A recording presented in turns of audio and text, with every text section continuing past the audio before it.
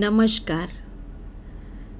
આજના virtual classroom training સેશનમાં આપ સૌનું હાર્દિક સ્વાગત છે.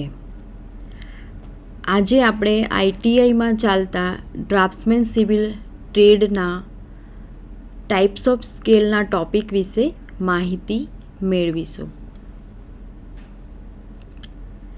ટાઈપ્સ ઓફ સ્કેલ, સ્કેલના પ્રકાર.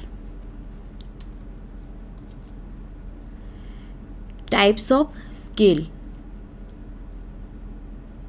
પહેલો સ્કેલ છે સાદો સ્કેલ એટલે કે પ્લેન સ્કેલ. બીજો સ્કેલ છે વિકર્ણ સ્કેલ. ત્રીજો સ્કેલ છે વર્નિયર સ્કેલ. ચોથો સ્કેલ છે તુલનાત્મક સ્કેલ. પાંચમો સ્કેલ છે જયાનો સ્કેલ, જે ખૂણા માટે વપરાય છે. સાદા સ્કેલ વિશે આપણે માહિતી મેળવીશું. સાદો સ્કેલ સાદી માપપટ્ટી 2 એકમો અથવા 1 એકમ અને તેના વિભાગ બતાવે છે. તેમાં રેખાના જોઈતી સંખ્યામાં સમાન ભાગ કરી તેના પહેલા ભાગના જોઈતા સમાન પેટા ભાગ કરવામાં આવે છે. માપપટ્ટીમાં નીચે જણાવ્યા પ્રમાણે અક્ષર લેખન કરવું જરૂરી છે. માપપટ્ટીના પહેલા ભાગને અંતે શૂન્ય સંખ્યા મૂકવી. શૂન્ય સંખ્યાથી શરૂ કરીને જમણી બાજુના ભાગોને અંતે ચડતા ક્રમમાં મોટા એકમની સંખ્યાઓ લખવી.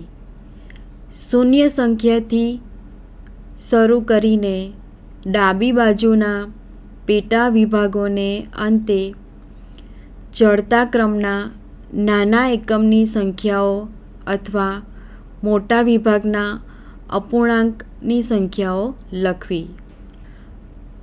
મોટા એકમનું નામ માપપટ્ટીના જમણા છેડે તેની નીચેના ભાગમાં અને નાના એકમનું નામ ડાબા છેડાની નીચેના ભાગમાં લખવું. માપપટ્ટીના દર્શક આંક,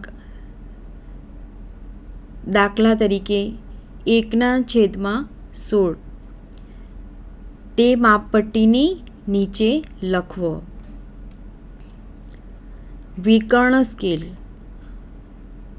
બહુ નાના માપના માપ જેવા કે 0.01 ઇંચ અથવા 3 એકમોમાં, દાખલા તરીકે મીટર, ડેસીમીટર, સેન્ટીમીટર અથવા વાર, ફૂટ, ઇંચ વગેરેમાં માપ લેવાના હોય ત્યારે વિકર્ણ માપપટ્ટીનો ઉપયોગ કરવામાં આવે છે.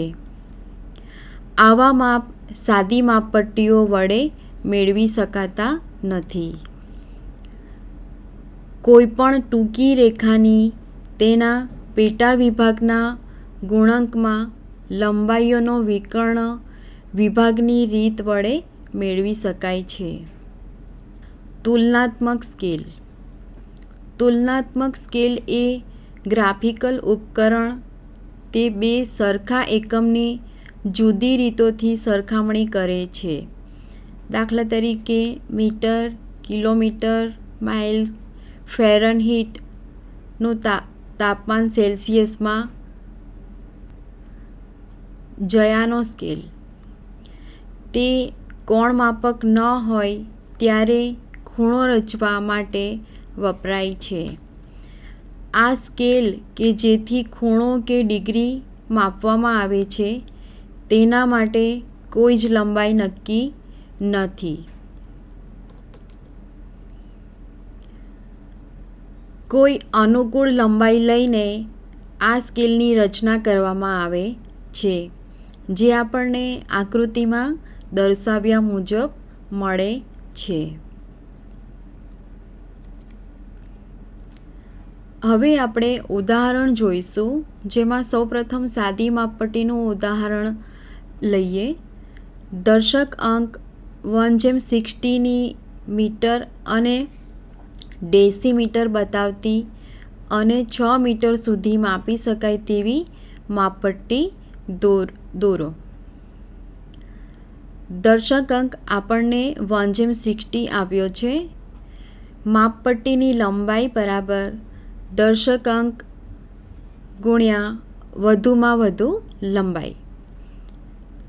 હવે દર્શક અંક 1:60 આપ્યો છે, એટલે 1:60 × 6 બરાબર 1/10 મીટર બરાબર 10 સેન્ટીમીટર.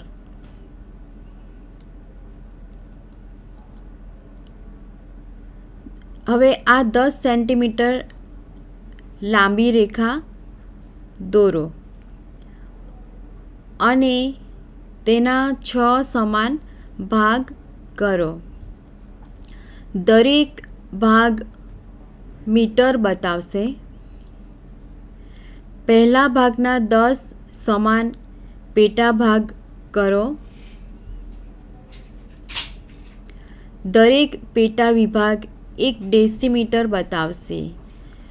3.7 મીટરનું અંતર માપવા માટે ડિવાઈડરનો એક પગની અણી 3 મીટરની રેખા ઉપર અને બીજા પગની અણી 7 ડેસીમીટરના નિશાન ઉપર ગોઠવો. બે પગોની અણીઓ વચ્ચેનું અંતર 3.7 થશે. હવે આપણે વિકર્ણ માપપટ્ટીનું ઉદાહરણ લઈએ. તો 1 મીમી બરાબર 2.5 મીમીના અનુમાપની મીમી અને સેન્ટીમીટર બતાવતી 20 સેન્ટીમીટર સુધીની લંબાઈ માપી શકાય તેવી વિકર્ણ માપપટ્ટી દોરો. માપપટ્ટીની લંબાઈ બરાબર દર્શક અંક ગુણ્યા વધુમાં વધુ લંબાઈ. તેમાં આપણે આપેલું માપ મૂકીશું. તો 1/2.5 ગુણ્યા 20 બરાબર 8 સેન્ટીમીટર. 8 સેન્ટીમીટર લાંબી એક રેખા દોરો અને તેના 4 સમાન ભાગ કરો.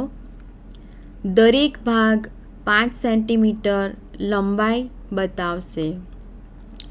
પહેલા ભાગના 5 સમાન પેટા વિભાગ કરો, જે 1 સેન્ટીમીટર બતાવશે.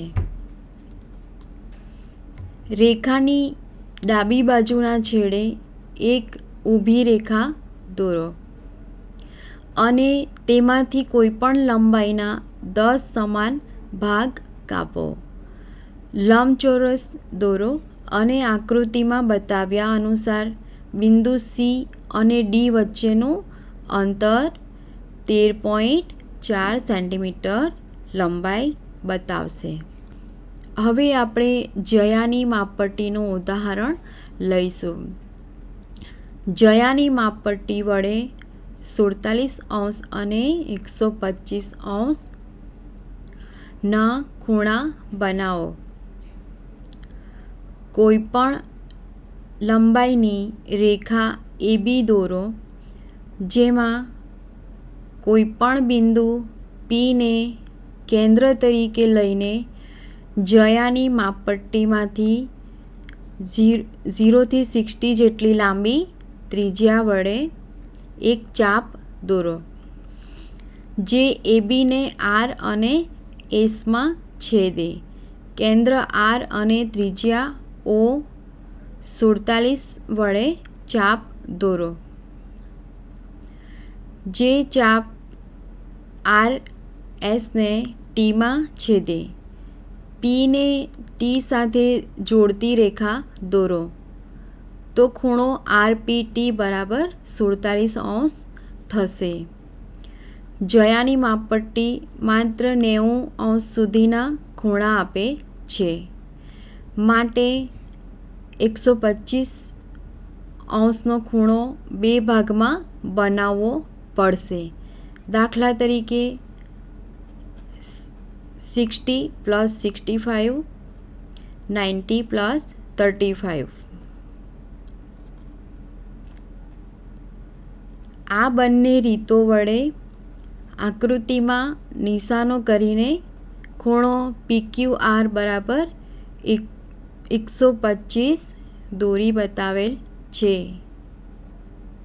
જમણી બાજુથી કેન્દ્ર S લઈને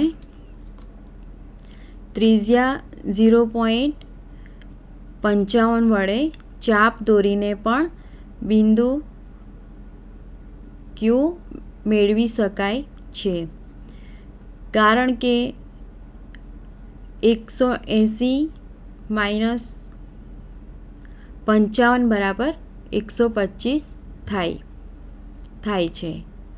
ખૂણો SPQ બરાબર 55 થાય, માટે ખૂણો RPQ બરાબર 125 થશે. આપણે સ્કેલના પ્રકાર વિશે માહિતી મેળવી, તેમના ઉદાહરણ સમજ્યા.